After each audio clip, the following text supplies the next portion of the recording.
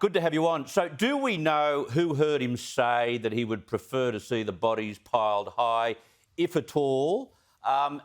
He turned up in Parliament yesterday and was very firm about the fact that he didn't say such a thing.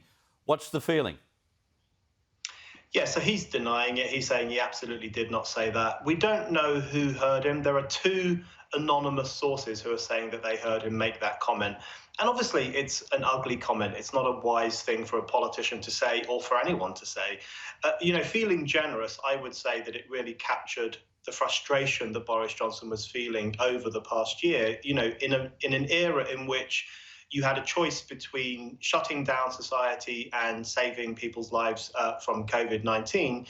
But on the other hand, shutting down society was going to have a terrible impact on jobs, on the economy, and on people's health. We know that when we go into a serious recession, which is what Britain is about to do, then that can have an impact on health too. So if I were being generous, I would say that stupid comment he is alleged to have made probably expressed a genuine frustration with how to run a country in a time of pandemic. Well summarised, because just about every leader in the world has had to balance the two, COVID with the economy, and the economy itself kills people, especially if livelihoods are lost.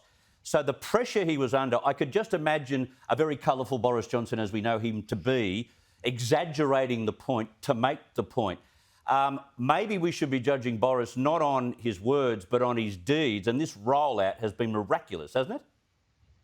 It's been amazing. I mean, more than half the population here in the UK has been vaccinated.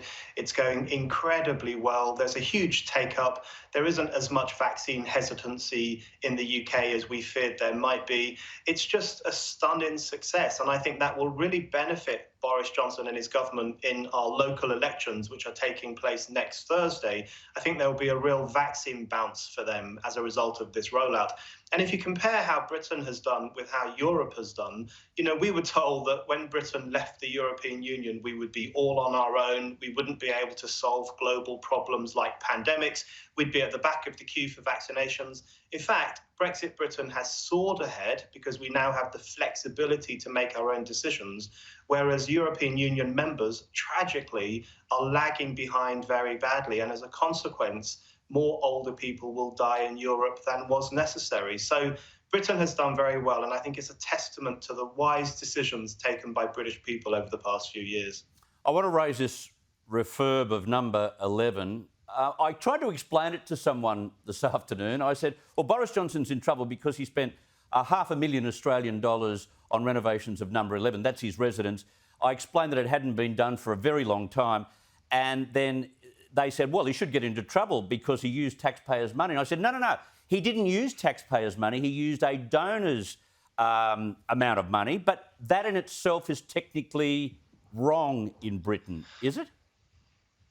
Yes, I mean, it is quite hard. You're not the only person struggling to explain this scandal. It is quite hard to understand why it's become such a huge scandal. I mean, essentially what's happened, as you've just described, Boris has done up his flat. He, according to the tastes of his fiancée, Carrie Symonds, they spent a fair amount of money. They seem to have got a loan for that, and it's caused all sorts of problems. Now, Boris has been evasive on the question of where the money came from and how it's being paid back, so he definitely has questions to answer. But this scandal, it's not cutting through with ordinary people. It's not cutting through with the millions of working class people who voted for Boris Johnson's Conservative Party in 2019 because they're so sick of the Labour Party.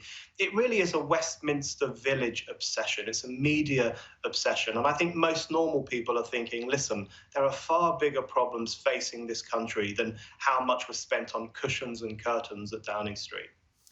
Yeah, cushions and curtains. You're right there. And a lot of people have been through serious renovations, like serious public buildings. If you know anything about that, it is not cheap if you want to do it properly. And it is the British people's residence for the Prime Minister. It can't be done cheaply. Yeah, it's not, that's absolutely true. This is Downing Street we're talking about. This is where the person who runs the country lives. It's the most famous address in the UK. Of course, they're going to spend a lot of money on doing the place up. I don't think it's as scandalous as the media is letting on. When I talk to friends of mine and ordinary people who are not involved in the media, they just don't understand what the fuss is about. And exactly like your friend, they will say, hold on, was it his own money? In that case, it's fine, we don't mind. And they want us to go back to talking about the big issues. So it will be really interesting in the local elections next week just to see if there's any impact of this scandal. I don't think there will be.